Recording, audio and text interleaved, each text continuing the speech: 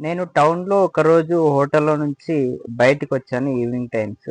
Hotel ముందర ఒక వ్యక్తి అడుక్కుంటున్నాడనమాట. నా వయసున్నటువంటి వ్యక్తి. అతన్ని చూస్తే ఎక్కడో చూసినట్టుందే అని అనిపిచ్చి, మీది ఏ ఊరని అడిగాను. అంటే మా ఊరి చుట్టుపక్కల ఊరికి సంబంధించిన వ్యక్తి అతను.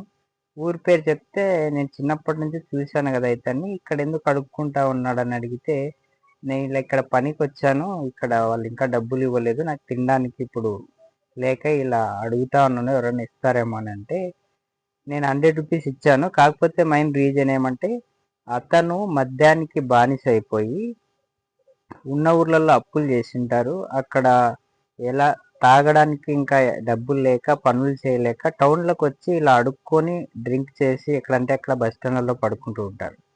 మామూలుగా మన లైఫ్‌ని మనం మందు తాగి రోడ్లలో పడి పొర్లినా పక్కింటోడు పట్టించుకోడు, ప్రభుత్వాలు పట్టించుకోవు. మన లైఫ్‌లో మనమే మనల్ని మనం కంట్రోల్‌లో పెట్టుకోవాలి. దేనికి బానిసలు కాకూడదు. ఉన్నది ఒక్కటే లైఫు. సంతోషంగా ఉండాలంటే మనం కంట్రోల్‌గా ఉండాలి.